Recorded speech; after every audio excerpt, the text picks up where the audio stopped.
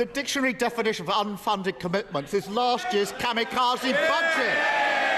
Mr. Speaker, the only country in the G7 still poorer than it was before the pandemic, and he stands there pretending it's all fine. Total denial about the damage and decline that he is presiding over. Delivering growth and tackling the cost of living crisis will mean standing up to vested interests. Energy bills are going to go up by £900 in April. He knows he's going to have to act, but who's going to pay? Hard-working families through higher taxes and more borrowing, or the oil and gas giants celebrating record profits? Well, Mr. Speaker, I know the honourable gentleman. He made a rare trip out of North London to visit Davos. Recently. Perhaps while he was there, he missed the survey of 4,000 global CEOs from 100 different countries that ranked the United Kingdom as their #1 European investment destination.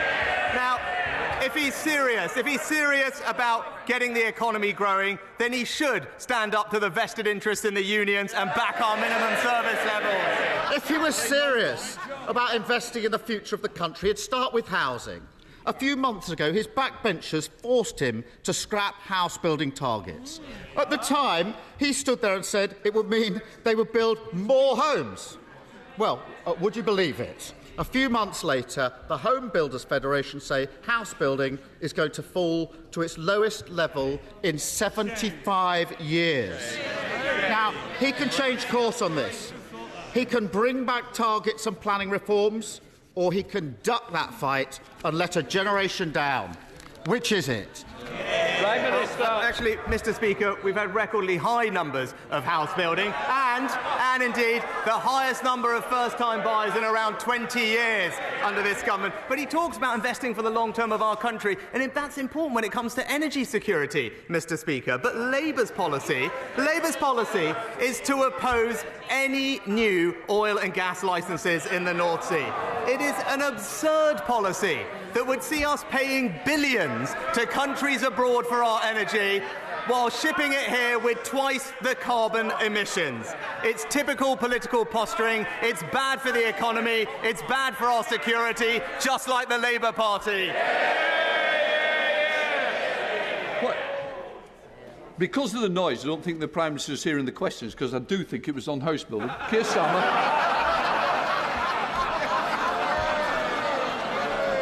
I don't want to finish this session without asking about the COVID disclosures in today's Daily Telegraph. Now, we don't know the truth of what happened yet. There are too many messages and too many unknowns. Oh, but families across the country will look at this, and the sight of politicians writing books, portraying themselves as heroes or selectively leaking messages will be insulting and ghoulish spectacle for them. At the heart of this is every family who made enormous sacrifices for the good of the country, or who tragically lost loved ones. The country deserves better. The COVID inquiry has already cost the taxpayer £85 million and hasn't heard from a single government minister yet. So can the Prime Minister assure the House no more delays, that the inquiry will have whatever support it needs to report by the end of this year? Minister. Well, Mr. Speaker, the last couple of years were an incredibly difficult time for everyone involved in the health service, and I pay tribute to all their hard work, and I know the House will join me in that regard. And now, rather than comment on piecemeal bits of information, I'm sure the honourable gentleman would agree with me the right way for these things to be looked at is the COVID inquiry. That's why we've established the COVID inquiry. And he will know, as he has mentioned it one or two times before, that he was a lawyer in a previous life, that there is a proper process to these things. It is an independent inquiry. It has the resources it needs. It has the powers it needs. And what we should all do in this House is let them get on and do their job. What the Prime Minister said yesterday was that EU single market access will be a good thing for business.